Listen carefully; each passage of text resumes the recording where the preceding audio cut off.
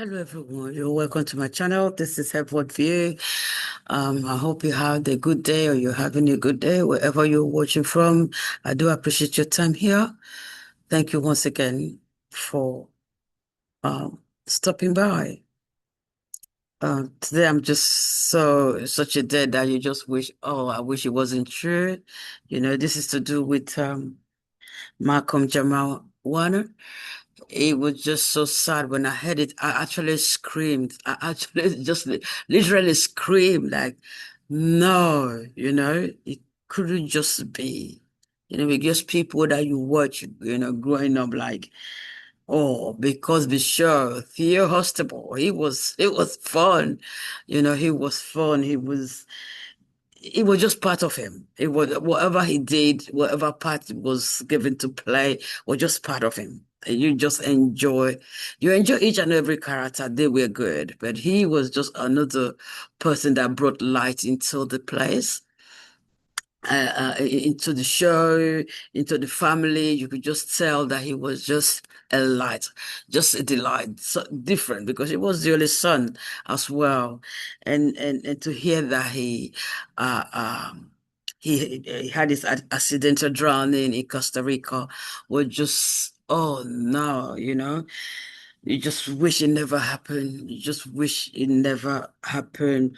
Uh, Malcolm-Jamal Warner was born on the 18th of 1970, and he died in July, 20th of July, 2025. It's so sad. So sad. He was an actor, a musician, a poet. He rose to prominence for roles as Theodore Huxtable on the NBC sitcom The Cosby Show, and that ran from 1984 to 1992. And he didn't stop there. He went on doing his thing. He just kind of allowed his gift and talent to just flourish in different form. You never hear much about him, but he was doing things. He was just progressively moving on in life, which was so good, which earned him nomination of Outstanding Supporting Actor in Comedy Series at the 38th Time Emmy Award. He was also known for his role as Malcolm McGee on the sitcom Malcolm and Eddie, which ran from 1996 to 2000. Dr. Dr. Alice Reed in the sitcom Read Between the Line, 2011 to 2015. Dr. A.J. Oxton in the medical drama The Resident. He was just moving on in 2015, Warner received a Grammy Award for Best Traditional R&B Performance for the song Jesus Children, alongside Robert Glasper, um, Experiment, and the Lala Hadaway. He was just blessed, if I put it that way. He was just blessed to just progress. He was into music. He was a producer, you know. Uh, um, he was born in New Jersey, and he has his own family. He tried not to allow the public or paparazzi or the media world to come after his family, his wife and his daughter, and he chose to just keep them out of the public eye. Nobody know her name, the wife's name, or the dad of the daughter. And he wasn't putting them out there. He just wanted them to just enjoy life.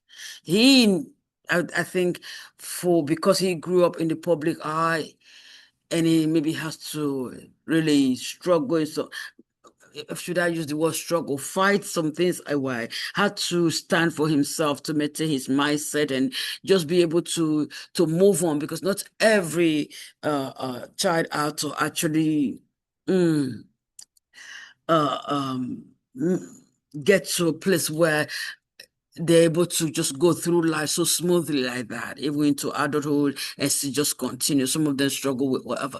He was just able to do that, and he wanted to, whatever he had to fight or whatever he had to stand against to keep his mind sane and able to just uh move from one level to the other, or from one scene of his life or part of his life to the other part or the other part, just the way he has progressed in his life. Whatever he has to do to keep himself focused, he didn't want his family to go through that. So he wanted to just keep them out of this public eye. And he adored his daughter. Oh my word. His wife as well. I just feel for that woman, because the way he talked about her and what she meant to him and the child. I don't know how she's feeling. You don't even want to imagine. But we just pray that the Lord will just comfort her, comfort the child, comfort his mom. I think his mom is still alive. Comfort the whole family and friends that are involved. Amen. We learned that he was named after Malcolm X and jazz pianist Malcolm-Jamal. He was raised in Los Angeles from age 5. At the age of 9, he demonstrated an interest in show business and led to enroll in acting school. His career as a child performer later led him to graduate high school from the Professional Children's School in New York City, New York. So he just went on well with his life. There was one of the interview I saw that he said that he has enjoyed his life. I think that was 2015 or so. So far, he has enjoyed his life. You know, God knows everything we've done. For me, I just felt like I missed him. I couldn't just believe, that he's gone. And he was just launching a podcast, where he wanted to talk about the other side of his own culture. It's so sad. It's so sad. If you believe in prayer, especially knowing that you have to pray to Christ, to just comfort his family. Do pray for this family. Pray for them, because it was so sudden, unexpected. Because if the world, those who watch Cosby Show, who follow him, or who actually are his fans, are so shocked of what happened. Can you imagine what his family would be feeling at this moment? Anyway, so I just wanted to share a video with you to just, oh my word, listen to this video. This will just melt your heart. Turning now to a Hollywood tragedy. We're all trying to process this. Of course, we're talking about the death of actor Malcolm-Jamal Warner. He is just 54 years old. Officials say that he drowned while on vacation with his family. He was in Costa Rica at the time. Warner was best known, of course, as Theo Huxtable on The Cosby Show, but that was just the start of an amazing career. Jericka Duncan has more, including an interview with Warner's TV dad. Jericka, good morning to you. This news was so hard to hear yesterday. It really was. I spoke to Bill Cosby, who co-starred, obviously, with Warner for so many years. He's been described as gentle, warm, and someone that was truly full of joy. $95. Dad, the salesman said this will last a lifetime. And just think, if I live to be 90, that's about $1 a year. Malcolm-Jamal Warner, an actor who rose to fame as the beloved Theo Huxtable on 8 seasons of The Cosby Show, died on Sunday. Officials say the 54-year-old was swimming at a Costa Rican beach when he was swept away by a powerful current. Bystanders tried to rescue him, but he was pronounced dead at the scene. Mom, I wanted my eggs scrambled. Coming right up.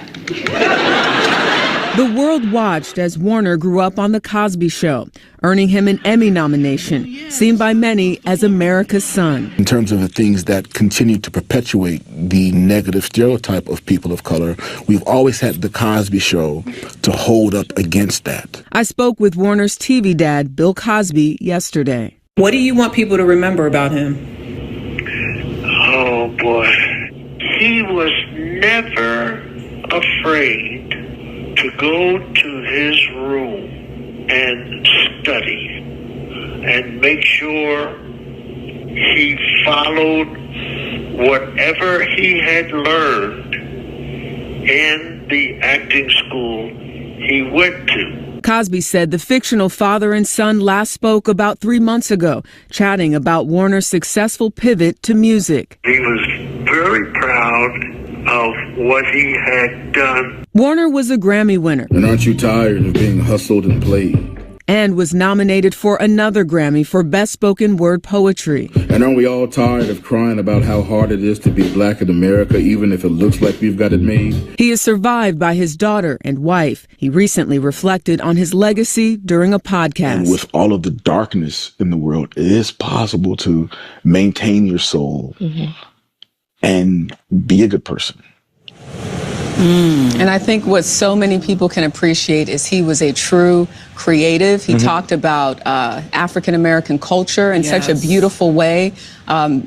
I think Wendell Pierce put it best when I saw something that he posted. He challenged himself in music, art, cinema, spoken word, and writing. He had a huge capacity for joy. He exercised his right of self-determination. Yeah, beautifully said. It's one of those things that when you get the news, you still can't believe it. I've been looking at old interviews, and in 2013, Tragically, he did an interview that said, I've lived a very good life, and if something happens to me, I know that I've done well. It's just hard to hear that back in 2013, because who didn't love The Cosby Show and Theo's character in particular? And he moved around with such integrity, and he is very intentional about the roles that he took. Exactly right. His legacy is going to last forever. He will be missed. Our love goes out to his family and our thoughts and prayers.